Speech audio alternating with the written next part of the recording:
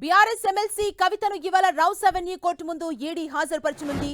Nagpal bench ముందు కవితను హాజరుపరిచి కస్టడీకి కోరనుంది ఈడీ. ఇప్పటికే కవితకు వైద్య పరీక్షలు పూర్తి చేశారు. అయితే కవిత అరెస్ట్, రిమాండ్ రిపోర్ట్, కస్టడీని కవిత తరపున న్యాయవాదులు వ్యతిరేకిస్తున్నారు. లిక్కర్ పాలసీ, మనీ లాండరింగ్ కేసులో నిన్న కవితను అరెస్ట్ చేసిన పోలీసులు ఈడీ కేంద్ర కార్యాలయం ప్రవర్తన భవన్ లో ఉంచారు. ప్రస్తుతం ఈడీ ఆఫీస్ వద్ద 144 సెక్షన్ విధించి భద్రతను కట్టుదిట్టం చేశారు. ఇదే అంశానికి సంబంధించి మరిన్ని అప్డేట్స్ మా ప్రతినిధి గోపి అందిస్తారు. గోపి,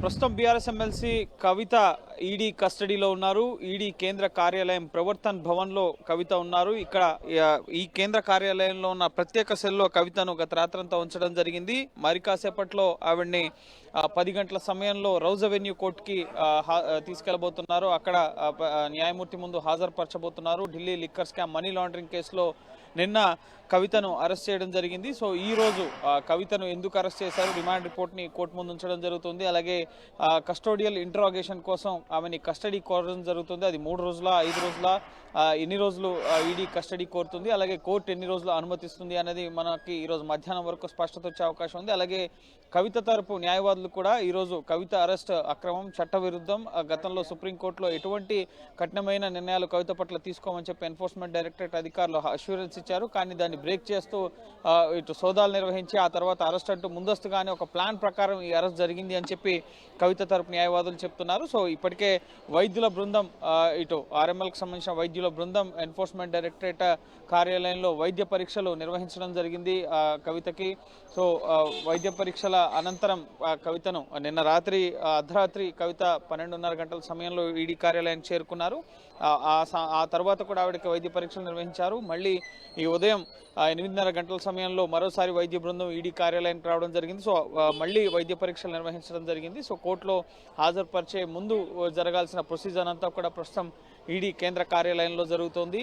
సో సుప్రీంకోర్టుని ఆశ్రయించే యోచనలో కూడా కవిత న్యాయ బృందం ఉంది. సుప్రీంకోర్టులో అత్యవసరంగా ఈ కేసు విచారణ మెన్షన్ చేసే ఆలోచనలో ఉన్నారు. శనివారం కోర్టు ఉండదు, కానీ ఈ ముఖ్యంగా కవిత అరెస్టుకు సంబంధించి అత్యవసర ధర్మాసనం ముందు కవిత అరెస్ట్, గతంలో ఈడీ ఎటువంటి చర్యలు తీసుకోదు, మహిళల ఈడీ విచారణ సందర్భంగా అన్న పిటిషన్ సుప్రీంకోర్టులో పెండింగ్లో ఉంది.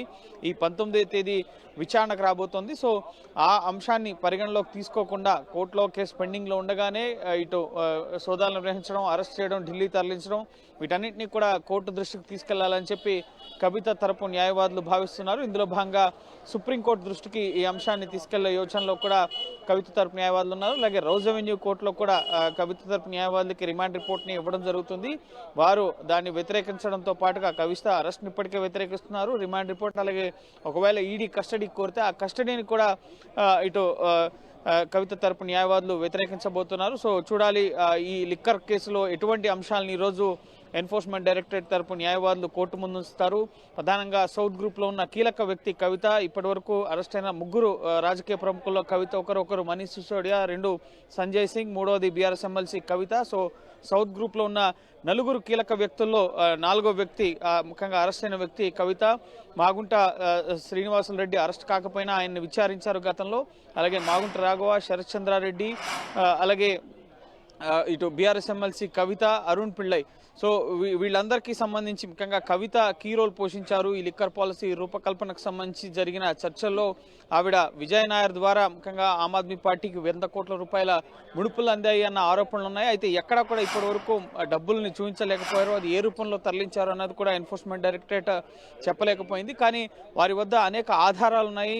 ఇటు నిందితులు ఇచ్చిన సాక్ష్యాలు, ముఖ్యంగా వాంగ్మూలాల ఆధారంగా, అలాగే ఫోన్ కన్వర్సేషన్కి సంబంధించి, ఇటు హోటల్స్లో జరిగిన సమావేశాలకు సంబంధించి ఛార్జ్ షీట్లో ఏవైతే అంశాలు పేర్కొన్నారో, ఇటు సమీర్ మహేంద్రు ఇచ్చిన స్టేట్మెంట్ కానీ, అలాగే విజయ్ నాయర్ ఇచ్చిన స్టేట్మెంట్ కానీ, అరుణ్ రామచంద్రపిళ్ళ ఇచ్చిన స్టేట్మెంట్, అలాగే కవిత యొక్క మాజీ ఆడిటర్ గోరెంట్ల బుచ్చిబాబు ఇచ్చిన స్టేట్మెంట్స్, ఇటు కొంతమంది కీలక నిందితులు ఈ కేసులో అప్రూవర్లుగా మారారు. సో వారు ఇచ్చిన స్టేట్మెంట్స్ ఆధారంగానే కవితను అరెస్ట్ చేసినట్లుగా కూడా తెలుస్తుంది. అందులో భాగంగానే prevention of money laundering act section 3 and 4 కింద ఆమె శిక్షార్హురాలు అన్న అంశాన్ని కూడా అరెస్ట్ పత్రంలో ఎన్ఫోర్స్మెంట్ డైరెక్టరేట్ పేర్కొనడం జరిగింది. సో ఖచ్చితంగా ఈడీ వద్ద ఖచ్చితమైన ఆధారాలు ఉన్నాయి కాబట్టే కవితను అరెస్ట్ చేయడం జరిగింది. అయితే ఈ అరెస్ట్ కేవలం ఈడీతోనే ఆగుతుందా లేక నెక్స్ట్ సిబిఐ కూడా కవితను అరెస్ట్ చేస్తుందా అనేది స్పష్టత రావాల్సింది. ఎందుకంటే గతంలో చూసాం ఢిల్లీ లిక్కర్ స్కామ్ కేసులో అభిషేక్ బోయిన్పల్లిని కానీ అలాగే విజయ్ నాయర్ని కానీ లేక మనీష్ సిసోడియాని కానీ ఇటు ఈడీ సిబిఐ రెండు దర్యాప్తు సంస్థలు కూడా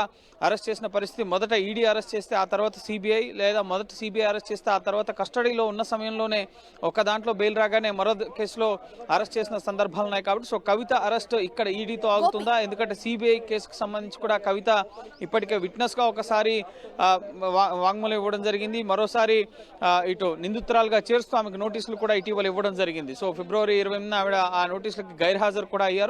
సో ఖచ్చితంగా నెక్స్ట్ సిబిఐ కేసులో కూడా కవితకు సంబంధించి ఈ కేసుని ముందుకు తీసుకెళ్లే అవకాశం కనిపిస్తుంది లిక్కర్ కేసుకు సంబంధించి. సో ప్రస్తుతం ఈ రోజు అయితే కీలక పరిణామాలు ఈ లిక్కర్ స్కామ్ మనీ లాండరింగ్ కేసులో ఇటు రౌజ్ అవెన్యూ కోర్టులో చోటు చేసుకునే అవకాశం ఉంది. కవిత కస్టడీకి సంబంధించిన అంశాలు, రిమాండ్ రిపోర్ట్ ఇవన్నీ కూడా బయటకు వస్తాయి. అలాగే సుప్రీంకోర్టులో కూడా కవిత తరపు న్యాయవాదులు అత్యవసరం మెన్షన్ చేసి ఈ అరెస్ట్ ని సవాల్ చేసే అవకాశం కనిపిస్తోంది.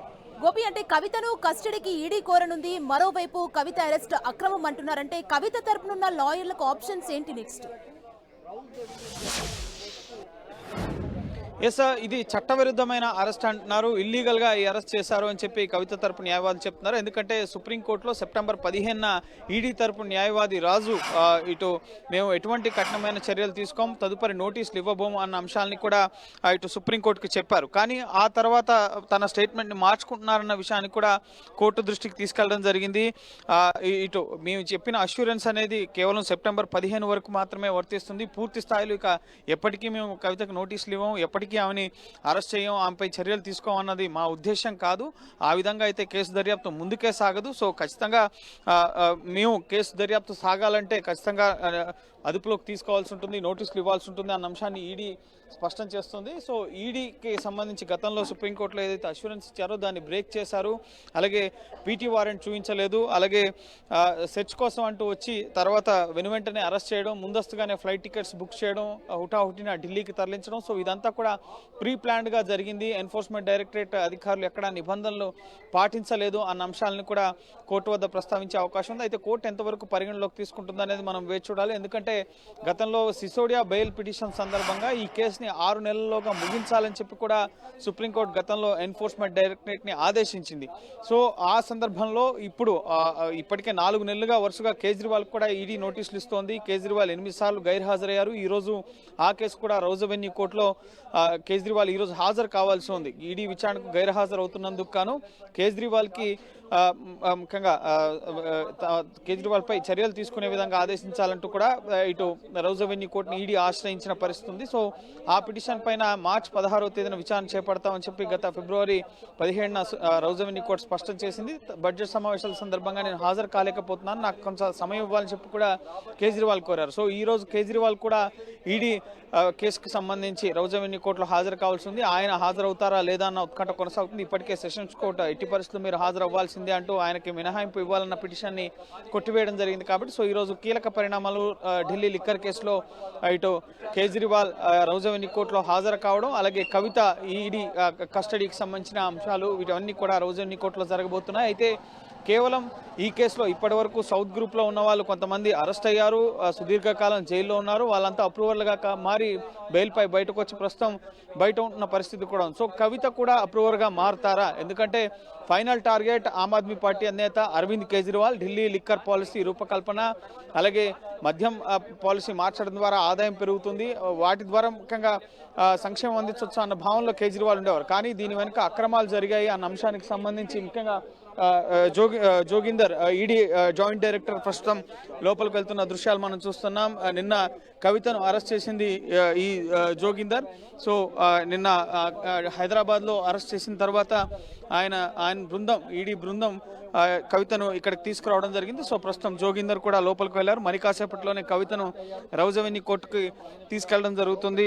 ఈడీ అరెస్ట్ చేసిన 24 గంటల్లోపు కోర్టులో ప్రొడ్యూస్ చేయాల్సి ఉంటుంది. నిన్న సాయంత్రం 5:20 కవితను అరెస్ట్ చేశారు. సో వైద్య పరీక్షలు నిర్వహించారు కాబట్టి ఇప్పటికే కవితను కోర్టుకు తీసుకెళ్లి మధ్యాహ్నానికల్లా కూడా కోర్టు ప్రొసీడింగ్స్ ముగిసే అవకాశం ఉన్నాయి. తదుపరి ఇన్వెస్టిగేషన్లో భాగంగా కస్టడీకి తీసుకుంటే కనుక ఇదే కార్యాలయంలో ముఖ్యంగా బ్లాక్స్ వైజ్గా ఇక్కడ ఉండడానికి వసతి సదుపాయాలు ఇవన్నీ కూడా కల్పించడం జరుగుతుంది. అలాగే ఇంటి ఆహారం ఇవ్వాలి అని చెప్పి ఒకవేళ కవిత తరపున అడ్వకేట్స్ కోరితే ఇంటి ఆహారం అందించే అవకాశం ఉంటుంది. మెడిసిన్స్ కావాలన్నా అలాగే ఇతర సదుపాయాలు ఏమన్నా కావాలన్నా అవన్నీ కూడా కోర్టు ముందు ప్రస్తావించడం జరుగుతుంది. సో వాటి ఆధారంగా తదుపరి ప్రొసీడింగ్స్ ఆధారపడి ఉంటాయి. సో ఖచ్చితంగా కవిత అరెస్ట్తోనే ఈ కేసు ముగిసిపోతుందా అంటే కనుక ఖచ్చితంగా కాదనే చెప్పాలి. ఎందుకంటే ఈ కేసులో కీలకమైన వ్యక్తి అరవింద్ కేజ్రీవాల్. లిక్కర్ పాలసీ రూపకల్పనకు ఆమోదం తెలిపిన వ్యక్తి. కేజ్రీవాల్ నివాసంలోనే అనేక సమావేశాలు జరిగాయి.